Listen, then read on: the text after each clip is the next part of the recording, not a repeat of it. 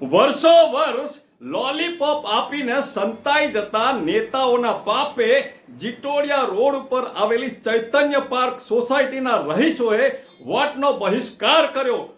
કોઈ પણ નેતા અહીં જો વોટ લેવા આવ્યા છે તો તેની ખેર નથી. નમસ્કાર મિત્રો, હું છું હરીશ બ્રહ્મભટ્ટ. નિર્ભય આનમાં આપ સૌનું સ્વાગત છે.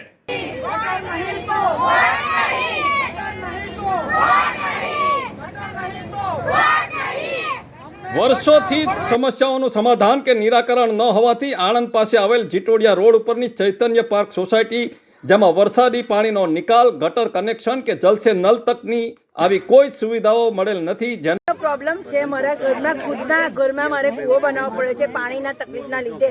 બધે બહાર બે કૂવા છે, એના લીધે મારા ઘરમાં કૂવો કરવો પડ્યો છે.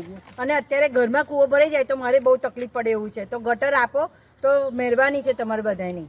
અરવિંદભાઈ ચાવડા, પૂર્વ પંચાયત સભ્ય. નવીકરણમાં સ્ટ્રીટ લાઇટ જીટોડિયા ચાવડાપરાથી અંધારિયા સુધી બધી સોસાયટીઓ થઈ ગઈ છે, પરંતુ એમાં એક પણ જગ્યાએ વારંવાર સ્ટ્રીટ લાઇટની રજૂઆત કરી, એનો પણ નિકાલ નથી.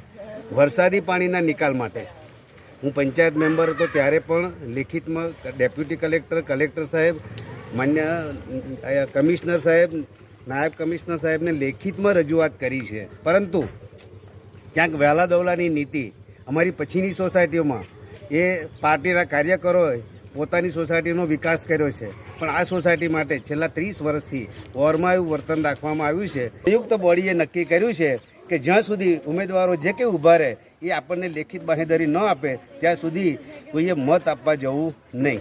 જિલ્લા પંચાયત હોય, તાલુકા પંચાયત હોય, ગ્રામ પંચાયત હોય, બધાને અમે અરજી કરી છે, પણ અમારે સોલ્યુશન આવતું નથી. જ્યાં સુધી ગટર નહીં આવે, જ્યાં સુધી અમારા પ્રશ્નોનો નિકાલ નહીં આવે, ત્યાં સુધી અમે વોટ કોઈ પણ નાગરિક અમારા સોસાયટીને આપશે નહીં. છેલ્લા 30 વર્ષથી ચૈતન્ય પાર્ક સોસાયટીમાં રહું છું. અત્યારે ચાલુ હું પ્રમુખ છું. મારું મેઇન માગણી એક છે કે પાણીનો નિકાલ, વરસાદી પાણીનો નિકાલ બિલકુલ અટકી ગયેલ છે. આની રજૂઆતો કલેક્ટર, મુખ્યમંત્રી, અહીંયા ગ્રામ્ય મામલતદાર, આ દરેકને એક સ્ટેજ પર કરવામાં આવે છે. વારંવાર આની રજૂઆતો કરવામાં આવે છે. બીજું, અમારે ત્યાં ગટરની યોજના બિલકુલ નથી, જેને લીધે દર મહિને લોકોને 1500, 2000 રૂપિયાનો આર્થિક ફટકો પડે જ છે. તો અમારી મેઇન માગણી કે ભાઈ પાણીનો નિકાલ, જે ચોમાસામાં વરસાદી પાણી ભરાય એટલે નાના છોકરાઓ ડૂબી જાય એટલું પાણી ભરાય છે. આ બધી જ રજૂઆતો સંસદ સભ્ય, ધારાસભ્ય, દરેકને વારંવાર રજૂઆત કરવામાં આવે છે, છતાં કોઈ પણ પ્રશ્નનો નિકાલ આવતો નથી. હવે પછી આજથી કે કોઈ આ વખતે વોટિંગ કરવા જવાનું નથી જ્યાં સુધી અમારા પ્રશ્નોનું નિરાકરણ નહીં આવે ત્યાં સુધી.